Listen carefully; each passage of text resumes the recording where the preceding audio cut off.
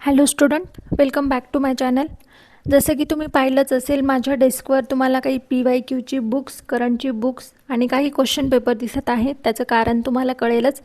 जसं की 25 ऑक्टोबर 2026ला आपला कंबाईन ग्रुप सीचा पेपर आहे. तसेच तलाठीसुद्धा आता MPSCमधूनच होणार आहे आणि आपल्या परीक्षेला आता फक्त 84 ते 85 दिवस शिल्लक आहेत. त्यामुळे या दिवसात नेमकं काय वाचायचं, काय टाळायचं, कोणत्या विषयांना जास्त प्राधान्य द्यायचं, नवीन पुस्तक वाचायची की नको, की आधी जे वाचलं आहे त्याची रिव्हिजन करायची, तसंच प्रिव्हियस इयर क्वेश्चन पेपर्सला आपण कसा उपयोग करून घ्यायचा, हे सर्व प्रश्न सध्या प्रत्येक MPSC करणाऱ्या विद्यार्थ्याच्या मनात असतील. आणि पूर्व परीक्षा झाल्यावर डिसेंबरमध्ये लगेचच मुख्य परीक्षा आहे. त्यामुळे आपल्याला पूर्व आणि मुख्यचा अभ्यास सोबत करायचा आहे आणि म्हणूनच 1 ऑगस्टपासून मी यूट्यूबवर टार्गेट सिरीज सुरू करत आहे. शॉर्टच्या माध्यमातून मी हे टार्गेट तुमच्यासोबत शेअर करेल.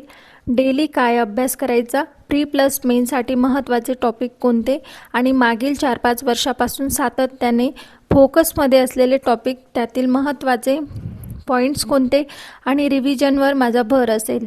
तर हा पूर्ण अभ्यास PYQ बेसिस असणार आहे. आपल्या हातात मर्यादित वेळ शिल्लक आहे, त्यामुळे नवीन पुस्तक, नवीन डाउनलोड केलेल्या PDFs वाचण्यात वेळ घालायचा नाही आहे. कारण MPSC काही विशिष्ट टॉपिकवर वारंवार प्रश्न विचारते. त्याच टॉपिकवर आपल्याला फोकस करून कमी वेळेत जास्त अभ्यास करायचा आहे.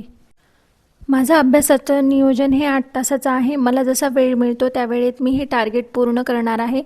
या 8 तासात GSचे 2 सब्जेक्ट, त्यातील 2-2 चॅप्टर्स म्हणजे टोटल 4 महत्त्वाचे चॅप्टर्स आणि PYQ सॉल्व करणार आहे. अशा पद्धतीने GSसाठी मी 3 तास वेळ देणार आहे. त्यानंतर मॅथ्स आणि रिझनिंगसाठी 2 तास वेळ देणार आहे आणि करंटसाठी रोजची 10 ते 15 पेजेस मी रीड करणार आहे. ते पण 1 तासात रीड करणार आहे. त्यानंतर मराठी ग्रामरसाठी 1 तास आणि इंग्लिश ग्रामरसाठी 1 तास, असे टोटल 8 तासाचं माझं नियोजन असणार आहे. तुम्हाला सोयीस्कर वाटत असेल तर तुम्ही फॉलो करू शकता. आणि सर्वात महत्त्वाचं म्हणजे टार्गेट पुढे ढकलायचं नाही, बॅकलॉग तयार होऊ द्यायचा नाही. जर हे सर्व टार्गेट तुमचं कंप्लीट होऊन तुमच्याकडे जर वेळ उरत असेल तर त्यात तुम्ही मॉक टेस्ट सॉल्व करू शकता, तिचं ॲनालिसिस करू शकता. त्यानंतर आपण पुढचं बघूयात. सोमवार ते शनिवारमध्ये आपल्याला रोज नवीन टार्गेट करायचे आहेत आणि रविवारी कोणताही नवीन टॉपिक किंवा टार्गेट घ्यायचं नाही. तर रविवार हा फक्त रिव्हिजनसाठी आणि सेल्फ असेसमेंटसाठी असेल. आठवडाभरात आपण जे काही शिकलो त्याची पूर्ण रिव्हिजन करायची आणि त्यानंतर एक फुल लेंग्थ मॉक टेस्ट सोडवायची आहे आणि ती मॉक टेस्ट तुम्हाला 11 ते 12 या वेळेतच सोडवायची आहे, जेणेकरून त्या टाईमसोबत आपण फॅमिलियर होऊ आणि याचा फायदा आपल्याला परीक्षेला होईल. आता मॉक टेस्ट सोडवणं म्हणजे फक्त मार्क्स मोजणं नाही, तर ती टेस्ट झाल्यावर कोणते प्रश्न चुकले आणि ते का चुकले आणि पुढच्या वेळी ते कसे बरोबर सोडवायचे याकडे आपण लक्ष द्यायचं आहे. अशा प्रकारे आपल्याला त्या मॉक टेस्टचं व्यवस्थित ॲनालिसिस करायचं आहे. अभ्यास जितका महत्त्वाचा आहे तितकीच रिव्हिजन देखील महत्त्वाची आहे. कारण सिलेक्शन फक्त नवीन टॉपिक्स शिकून होत नाही, तर शिकलेले टॉपिक टिकवून ठेवल्यास होतं. म्हणूनच सोमवार ते शनिवार लर्निंग, रविवार रिव्हिजन प्लस मॉक टेस्ट हाच आपल्या सिलेक्शनचा फॉर्म्युला असणार आहे. इथे माझ्याकडे 4-5 वर्षापूर्वीच्या क्वेश्चन पेपर आहेत.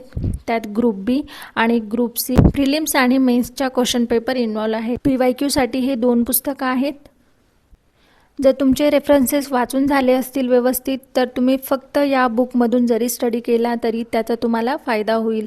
आणि कंबाईनसाठी हे बुक स्पेशली आहे. कंबाईनचे सर्व क्वेश्चन यात मेन्शन आहेत. तसेच हे जे बुक आहे यात सर्व आयोगाचे क्वेश्चन पेपर आत्तापर्यंत झालेले आहेत. मग ते राज्यसेवा असो, वनसेवा असो, कंबाईन ग्रुप B असो, ग्रुप C असो, यात सर्व क्वेश्चन आणि आन्सर देखील आहेत.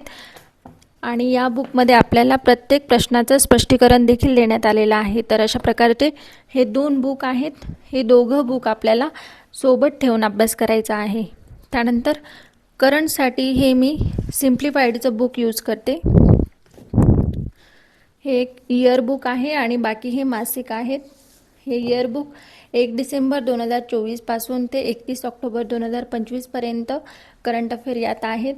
त्यानंतर त्याच्या पुढचे करंट अफेअर्ससाठी मी हे छोटे छोटे मासिक आहेत त्यातून ते कवर करते. मराठी ग्रामरसाठी हे मोरा वाळंबे सरांचे हे 3 बुक येतात. हे 3 बुक तुम्हाला घ्यायचे आहेत. त्यातून आपलं पूर्ण मराठी ग्रामरचा सिलेबस कवर होतो. आणि इंग्लिश ग्रामरसाठी हे 0 एररचं बुक आहे, त्या बुकमधून इंग्लिश ग्रामरचं कवर होईल. शाश्वत पब्लिकेशनचं बुक आहे.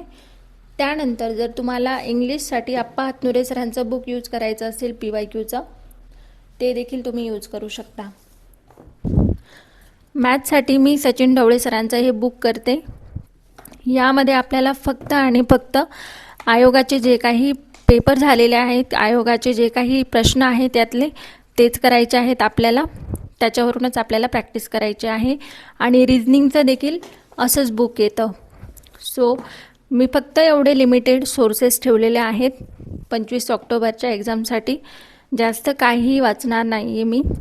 अशा प्रकारे आपली ही 25 ऑक्टोबरपर्यंतची स्ट्रॅटेजी असणार आहे. डेली कोणत्या टॉपिकमधून काय वाचायचं आहे हे मी तुम्हाला सांगेल. सो आजच्या व्हिडिओमध्ये एवढंच. भेटूया नेक्स्ट टार्गेट सिरीजमध्ये. बाय. थँक्यू.